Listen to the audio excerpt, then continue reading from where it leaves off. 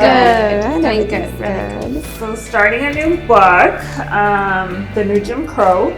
I think with everything going on right now in the world, we just all agreed that we needed to be more informed, right? Right. And just to understand a little bit more of, all the anger and everything going on in the world to better support, right? Yes. Yes. I'm glad that this fell into our lap, that they suggested this book, because a lot of us, we come from a lot of racism with Mexicans and immigrants, and we come from that part of our background, but it's different in the Black community. Although we can resemble a lot of it, it's very different, and I honestly can say I don't know a lot of it. So I would love to learn, and I'm excited for this book, although I can already see it's a challenge. It's a lot of history. I don't know if everybody's going through that. It was a challenge just to even get the book. Yeah. Oh, yeah. Because it's such a If good... you guys could see, good timing. if you're on the podcast, me and Nady are on ebooks, and only Jess has a book. So we're Yeah. still waiting on our books. Meanwhile, we got the ebook just to start reading and not fall behind. But it is different. It's challenging for us. We're waiting for our book still. Yeah, and it's not the same because we're used to highlighting and, sticky notes. And I think this one being of so much history, like you need to write down your notes. Yeah. Or like at times I'm like, wait, I want to look that up. What does that mean? Yeah, you guys are on your phone, and there's like even words where I'm like, what does that mean? And I'm like Googling them just to make sure that I understand what I read. But yeah, it's been a challenge, but I think it's really important for us to be educated on all this. I used to be a history major. That was my original major. So to me, I love all of this, and I get so lost in it, and I'm so happy. And I mean, most of it I'm angry while I'm reading because I'm very angry by a lot of what's going on. Yeah. And the reality is that it's true, right? A lot of the racism that we know of, the prejudice, is against immigrants and Hispanics. Because, I grew up in Santa Ana. There's really, the percentage of Blacks is like 1%, right? Wow. And the rest is all Mexican. Yeah. So I don't have a lot of Black friends and it's not just because I don't want to, it's because they're nowhere near my areas. But what we don't realize is that the more, and I'm a therapist, so I've been really educating myself on how to be a better therapist to people of color, and I've been taking courses. And one thing that one therapist said was, as Blacks fight for civil rights, it gives us rights. It gives Hispanics rights, it gives women rights, it gives LGBTQ rights, because they were the first to start fighting for their rights because they were the first that had to. Right? Yeah, that book actually did cover a little bit of saying that it's Black, brown, women, and LGBTQ. So I was like, you know what, that is so true that all of those four have come with and still deal with issues of being equal.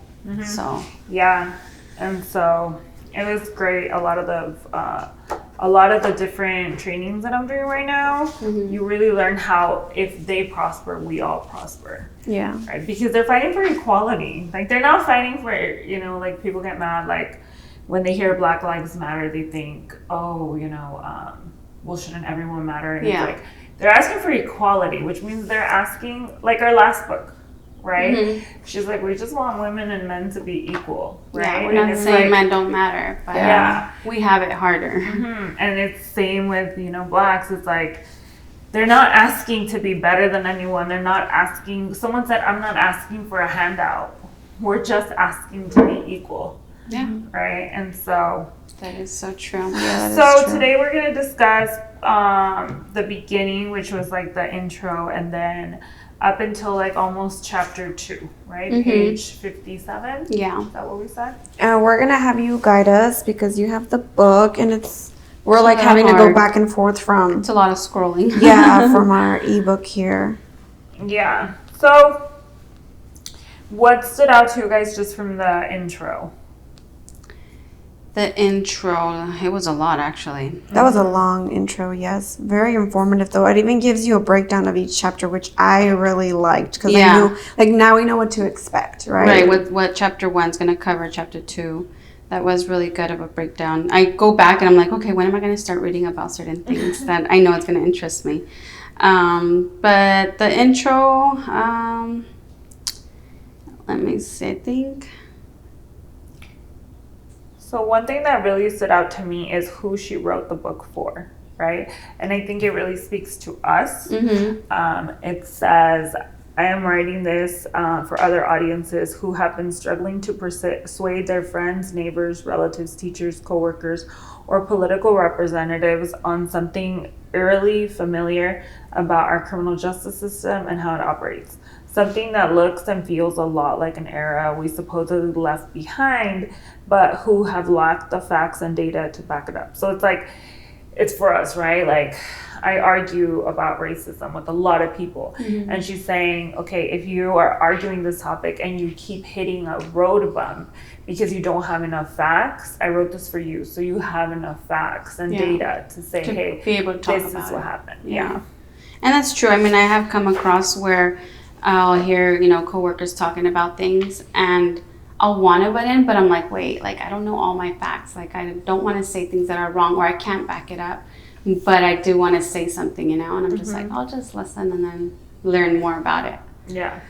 So I thought that was great. Yeah. I'm telling you, they need to make this a class in elementary, Black history. Yeah. And Not just American history, Black history, and make it a requirement. It should be the same thing, right? But like she says, it's America's shame. Yeah. And so much that they don't tell you. Yeah. So much information. So I think we can go into just the beginning, and we start with the original problem, which is slavery, right? That's kind of where it all started. So let's start there. I think I did underline a lot on the intro, but I think the intro actually also did touch on the subject about when the crack started. Yeah, the war on drugs. Yeah, that was huge. And that got me thinking, like how some conspiracies were saying about CIA just bringing it in themselves and spreading it out to the Black community. Oh my God, yeah, for the poverty. Yeah, and a lot of people they used to say that a lot, and in a lot of shows they would be like, "Oh, here we go with the conspiracies," and then the FBI and the CIA were like, no, that did happen. Like, we didn't purposely take it there, but we knew it was ending up there and we were allowing it. Wow.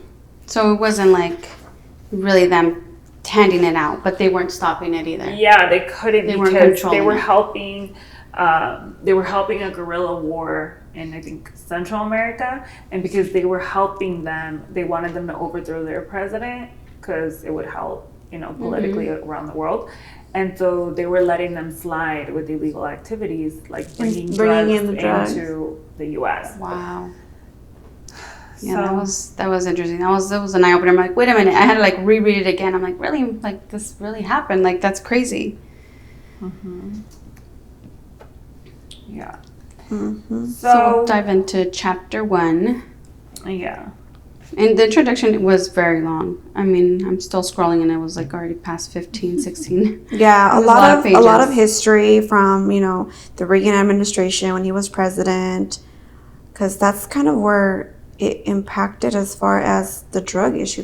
She talks a lot about that. That's kind of how the prison system boomed. That's kind of how it took off. Yeah. So I think, the intro, the good thing about the intro is she kind of breaks down the whole book in the intro, right? Right. So if we just start digging into the book, then we'll get through each section that was in the intro. Yeah. So chapter 1. So it starts off all the way back from even before them being slaves. Yeah. That was interesting. I mean, it's funny how it starts off in the beginning of people not thinking that there's any, racial going on because they say like, well, Barack was already president. Oh, Oprah's good. They're all up there. Like, there isn't, and it's not around anymore. But yet, just because you see a couple doing good or, getting up there as to other, white people, it doesn't mean it's gone. There's still others dealing with it, and almost the same as if they were dealing with it years back.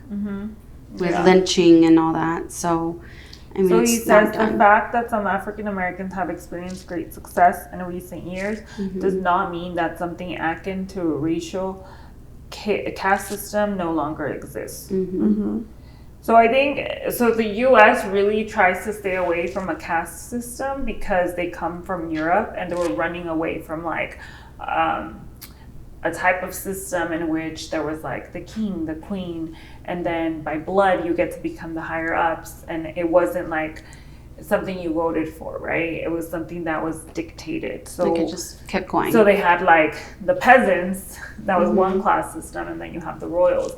And so I think America really stays away from the caste system without realizing that we've become that. Yeah. Mm-hmm. So, and what he says is, you know, it doesn't change and it just gets transformed into something new, right? The dynamic which legal scholar Reva Siegel has dubbed preservation through transformation. So you continue to keep this white privilege, but you just rebrand it so that so that it can keep going, right? And so she does talk about, is it she? Right? Yeah, Michelle. Yeah. Pues ahí tiene una picture de ella en el Oh yeah, it does. I've seen her. I was Where like, did I see her? I saw oh. an interview with her. So, so it's cool because it does start before slavery even started, right? Where it's just like all these poor people trying to make it in America, basically, and everyone's kind of still the same. And this is another argument that I have with people, that race is created in this country. Right? Because I always tell people, like, in Latin American countries, race isn't like this, right? If you're in Mexico and you're black, you're not a different race. Right. You're Mexican. That's it. Yeah. Right? And then if you're, you know, Colombian and you're black, you're not a black Colombian and white, like, you're just Colombian. Yeah. The U.S. is like the country that's like, no. Like we're white and you're black. We're different races. Whereas all other countries don't have that separation, right? Yeah. And mainly of color, like it's the color, you know, Yeah. because like you said, puede haber un morenito allá en Mexico and it don't matter because he's dark, because you know, he's still Mexican. still Like, he's Mexican. not a completely different race, Yeah. you know? And so, and it's interesting because she's saying that here in the U.S. it was the same thing. It wasn't a different race, right? It was through slavery that the race system was created. And so basically, obviously, one of the biggest things about slavery was the commodity, right? Economically, if you have people free labor, obviously, it's a great asset. But it did start with where they were just starting off with just anybody that was for white and black, right? Yeah. So little by little, they were called indentured servants. so little by little, they just started going more towards the black. And it was interesting because the way U.S. is called the Great Experiment, because originally what Europe did was it actually sent all its prisoners to America just to see what happened. Like, Wow. they had no clue. They're like, let's just see what happens. And they would tell them, oh, you own land, but go and see what you can come up with, just to see if it would work. So it was the Great Experiment. And then people started noticing, like, oh, all these prisoners are being able to stay alive. And the first settlers that came, a lot of them died because they didn't know how to survive here. So it was all like... And I forgot what that man's name, I think something Brown. He started just pretty much getting it in their heads, or Beacon, or no, Bacon. Where's his full name? I can't find it, but it's Bacon. But he started pretty much making them against each other, where he was like, no, like, you need to be better than them, you need to hate him. And it was the blacks against white, although they were both slaves and both in the same, you know, work type of at the bottom, working, and slaves. And the Indian too. And the Indians. So what they did was they were trying to steal the Indians' land.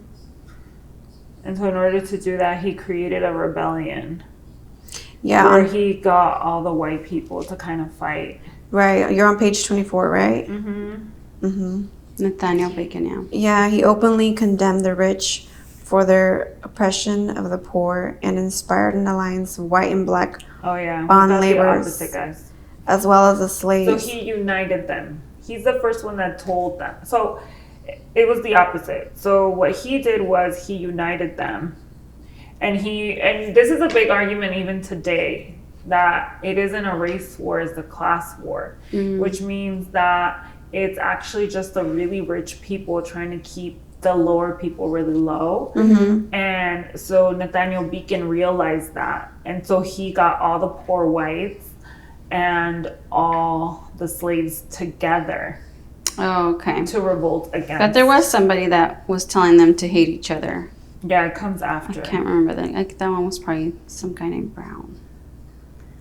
So yeah, so he was the first one. And honestly, that would have been the smartest thing. And even now, and we'll get more into it throughout the chapter, but even like, I'll keep reflecting to how it's still the same thing now. But it's sad because even now, poor whites sometimes have it harder than blacks and Mexicans, because they're the ones voting for a lot of the laws that are oppressing them. Because the people on the top keep telling them, well, you're white, you should be with us. And they go, yeah, you're right, I'm white, I should be with you. But they don't realize, oh, we're poor, we actually need all these things. Right. And, oh, wow. Yeah. I didn't think about that. Yeah, it's really sad. Like, they're still not on that level where... They don't get it. Yeah. So then he says how white supremacists started. And so the reason why they decided to... They needed to create the whole race thing was to make them feel comfortable with turning black people into slaves. So the only way they could become comfortable was if they said, oh, well, they're black, therefore they're not human. They're not like us, they're a different race. So if you dehumanize someone, then it's easier for you to want to own them or beat them or torture them, right? Because if you don't equate them with human, then you're not doing anything wrong. Right. It was just seen as okay. Yeah. And so the U.S. economy boomed because of slavery, right? So then when they wanted to get rid of slavery, obviously the South was really scared because they were going to lose a lot of money, right? And so then we get to the death of slavery. And it's interesting because it's just like, okay, so we're going to end slavery, but then what are we going to replace it with, right? Remember that. I love how she talks about how each system needs to be replaced. And that's kind of what the problem is. They kind of go around it. Yeah. So when we get to death of slavery, she talks about the Civil War. And that's page 26, right? Yeah. And so, what did I highlight? I highlighted, there was no contradiction in the bold claim that made by Thomas Jefferson in the Declaration of Independence that all men are created equal. If Africans were not people, racism operated as a deeply held belief system based on truths beyond question or doubt. So that goes back to why racism was needed. Racism was needed because so that they could justify, and then they could say, well, all men are created equal, but black people are not human, so they don't count. Wow. Right? And it's interesting because Thomas Jefferson, they said that his partner, the woman that he lived with like most of his life, was black. But even the way they wrote the Constitution, only in one section they write that blacks count for half of a man, or 1/4. Oh, yeah. I did read that. I was like, what the heck? Yeah. That was crazy. Oh, and then also the vagrancy laws came in effect. Yeah. Where they had to work, right? And if not, they were being like prosecuted. Yeah. So then it goes back to, so one of the tricks was, you guys are free, right? And so we signed the Declaration of Independence, you guys are free. However, you are no longer free if you break the law. Yeah. Right? So then what they did was they created a bunch of laws so that they can charge them with all these crimes It'd be easily for them just to fall back So into. then they become slaves again, right? It's not that they fall back, it's that they literally put them back. You're really a history major, I can see. I love all of this, but I need all this for what I do. Yeah, so that vagrancy laws, which essentially made it criminal offense not to work and were applied selective to blacks, and 8 of those states, because there was 9 of them, enacted convict laws allowing for the hiring out of county prisoners to plantation owners and private companies. Prisoners were forced to work for little or no pay. One Vagrancy Act specifically provided that all free Negroes and mulattoes over the age of 18 must have written proof of a job at the beginning of the year. Those found with no lawful employment were deemed vagrants and convicted. That's crazy. Like that was so easy. It's just like, you ain't got no job? Let's go. Yeah. Like, hello. That was a crime. So, and at the beginning of the year, they had to continue to show that they had the employment. yeah. They If kind they of, didn't have proof of employment, they were arrested. yeah, which is funny, porque ahorita es lo que hacen for unemployment. You have to show them that you're looking for unemployment, for an employer. Which, that I learned, with everybody being on unemployment right now. Yeah. I'm like, oh, must be nice. And then someone told me, yeah, but we have to show them that we are actually Searching. actively looking.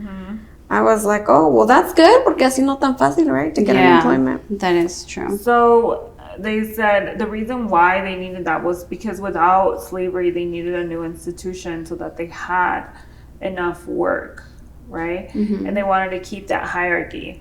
And it was interesting because she says how racial division was a consequence, not a precondition of slavery. But once it was instituted, it became detached from its initial function and acquired in social potency. So she's saying racism didn't exist before slavery. That it was the cause of, that was the result of slavery. So people became racist because of slavery. Yeah, I completely agree. Yeah, because of it created the segregation, and that's how they started doing That's just all the image they saw them as. So the section you read was page 29, no? The one I just read right now? Yeah. Yeah. So then we get into the Civil Rights Act, which the Civil Rights Act was awesome because it started saying we have rights. Unfortunately, it obviously hasn't completely given full rights, right? It also, again, went around to still somewhat being able to easily get them back into, prison or anything like that. Yeah, so one section says that the reason why they have to imprison them is because white people it says, we have the power to pass stringent laws to govern Negroes. This is a blessing, for they must be controlled in some way so that otherwise white people cannot live amongst them. So it's like, in order to live around them, they had to have some type of control and power over them. Right. So systems continue to get created in order for this to all work. And then, so that I think so then when we tie it back to now, right? Like with everything going on, when people are like, well, why can't they just get it together and work hard enough? And it's like, because every time they try, you guys create a new system that pulls them back and that doesn't allow them to succeed. But if you don't know enough of this information, and I was having that talk with my family, and they're like, it's so sad because I used to be that type of person that would say, well, they need to work hard enough, and I didn't even know these laws existed. Right.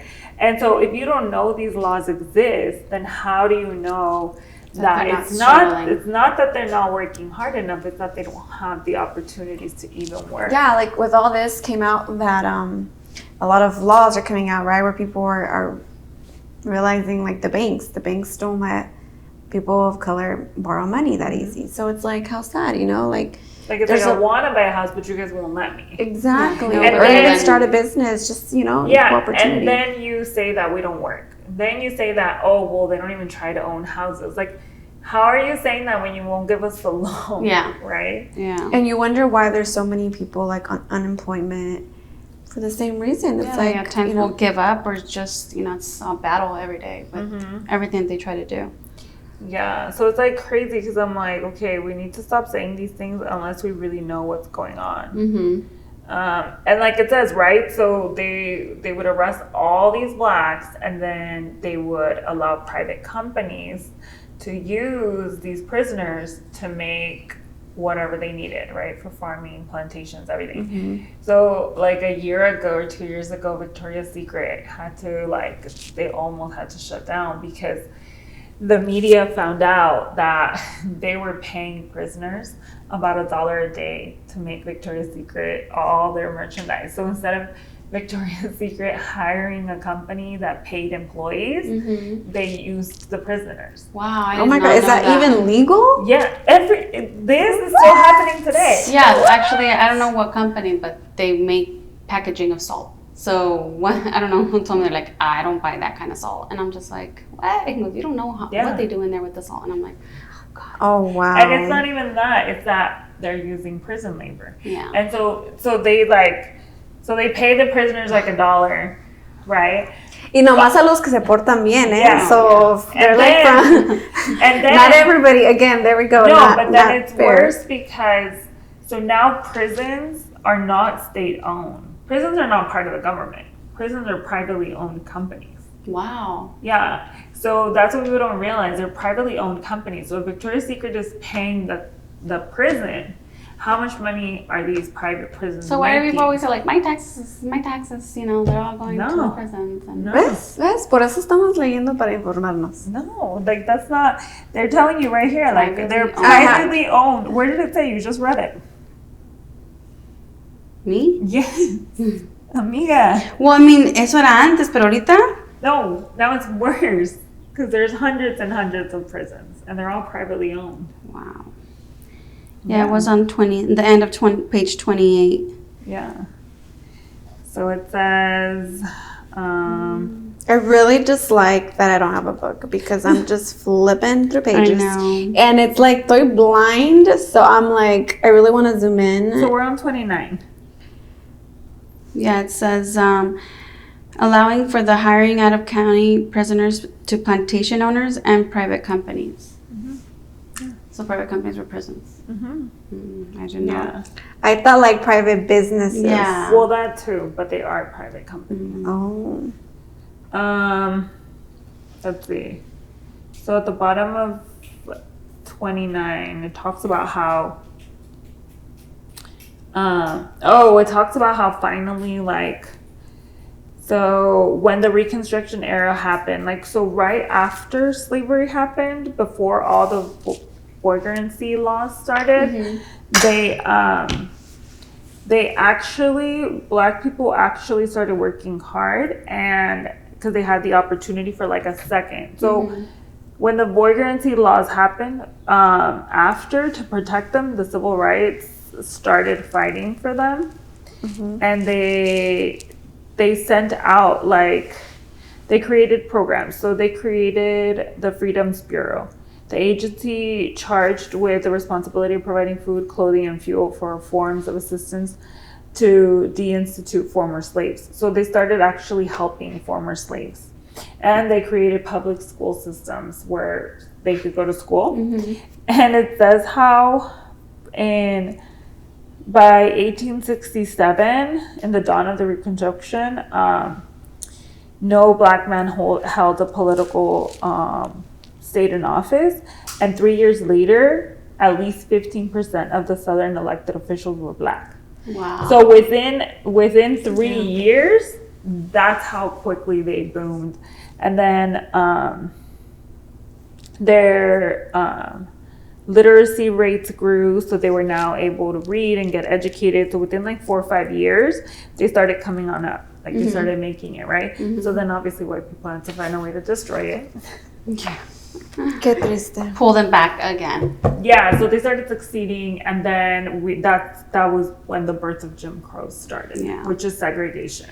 So before even reading this, I thought it was really going to talk about a person. Jim Crow? Yeah. Really? I had no idea what Jim Crow was. Well, Did it you? says, So I was like, wait No. a minute. where did it say it? It says that it does come from someone's name. I thought I highlighted it, but she says, like, I don't even know who this Jim guy was, but it comes from something. Well, like it's what replaced slavery. Which is, even among those most hostile to Reconstruction, few would have predicted that racial segregation would soon evolve into a new racial caste system, as stunningly comprehensive and repressive as the one that came to be known simply as Jim Crow. So is it where it says the birth of Jim Crow Yeah. on page 30? Yeah, but I don't know where she says, like, I don't know who this Jim guy was. Oh, I don't remember seeing that. So Southern conservatives vowed to reverse the Reconstruction and abolish the Freedmen's Bureau. So the Freedmen's Bureau was one that was helping the ex-slaves kind of get it together. And then this is when we get the rise of the Ku Klux Klan. And they were insane. Like within a year, they killed like 300 Black people by hanging them and burning them. Yeah. That was crazy.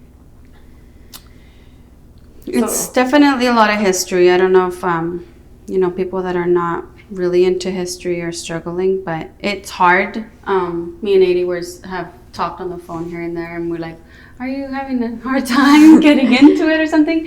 And we took it back to like, "Oh yeah, it kind of reminds me somewhat of a Michelle Obama book." Right. It was hard in the beginning to get into it, and I think just because there's so much history here of all these dates way back, it's a little hard, to just soak it all up and contain all this knowledge so that you can kind of use it as kind of like a graph, as you're going. Yeah. And honestly, if it wasn't because of what's been going on now, like it wouldn't have been of an interest to read this book. Right. And I'm like, how sad, because this is such important information. This is why we are now, because people are like, oh, whatever. Right. And it's like, we shouldn't. It's important. Yeah. I mean, we all have kids, so it's like important to know to not stick to this type of history that was done Yeah, before. and sometimes like I even like when this whole All Black Lives Matter happened, I analyze my actions, and as far as like with my daughter, and right now where she's at, her best friend is African American. So I'm like, and I've asked her, I'm like, try to like see if she sees a difference. And I don't know if you guys have seen the video that they posted, like So kids. No, they did this this test, I guess. They asked kids, and they put two dolls, a black one and a white one, and they asked them who's prettier, and the kids would point. the white. Right? Did you guys see that video? It's like, how sad, And it's really sad because the Black children still say the white one. Yeah. And then in one, it was really sad because they ask, they go, which doll is bad? And they point to the black To the one. black one. And then there was like a little black girl, and she started crying because she pointed to the black girl. Yeah. But that's kind of like, like on my lives on Instagram, when I was trying to explain why racism is like so ingrained in all of us, is because of like the undertones that no one talks about, right? I was talking about how if you have a white child and a black child in a kinder, it's been proven that the black child will get in trouble more than the white child, right? And so if you tell 2 4-year-olds that only if you do bad you'll get in trouble, it triggers in their them, head. right? And so then they start seeing, well, this child keeps getting in trouble over and over, right? And as they get older, it keeps happening. And they show that rates that black children will get more detention for doing the exact same thing as white children, right? And so as the child is growing, the white child, like, well, they keep getting in trouble, so therefore they're bad.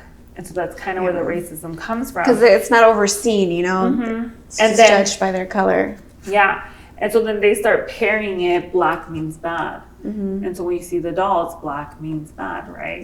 And so then the black children continuously get told, if you do something bad, you get in trouble. And they keep getting in trouble. So as they get older, They label themselves yeah. as trouble. so then they're like, I'm bad. Yeah, it's just... And so that's why like a lot of this is important, because it's like, well, where does that come from? And it's just this history of always like needing to have the supremacy, right? Yeah. Needing to be above them. And every system that they create, and I've always said that, and it's like, it's such a genius system because it goes undetected. Yeah. Right? So like true. people are so busy living their lives, they don't even realize this is happening. It's all like in the background. Like, you know, it says in the book, they just keep finding loopholes to just bring it back some way. Like they never get away from it. Yeah, and it's crazy. I mean, like the amount of people in jails, it doesn't make sense. And I get really angry because I feel like if you're a doctor and you want to use a medication on a patient, you have to have like a lot of research and study that shows that it works, right? But prisons, continuously you put people in prison, but it doesn't get any better, therefore it doesn't work. Right, and they don't change And they it. don't change it. Right? So I think it's good that we're reading, so we're about to get into like the drug era, which is really kind of where we are right now. Yeah. So hopefully you guys will get more into it. Hopefully we get our book. Hopefully we get our books. I wonder how many other people are waiting around for the I've gone to a books couple or stores struggling. too, just looking at shelves. I'm like, oh, I see it, but no. I know. When you text me, you're like, oh, they have the hard copy. I was like, oh, okay. Girl, no one had it. Sold out quick. Yeah, it's a hot book right now, so. The one where Amiga Ernie did post, I did find it there. I think it takes about a week, but it is a lot more pricier. So Yeah, well, we'll figure something out. yeah, Yeah. if anybody's still struggling, let us know. Yeah. We'll try to find some resolution to that. All right. So let's keep reading. Let's stay active. Yes. Let's stay informed. All right. Talk to you guys later. Bye. Bye, I guess.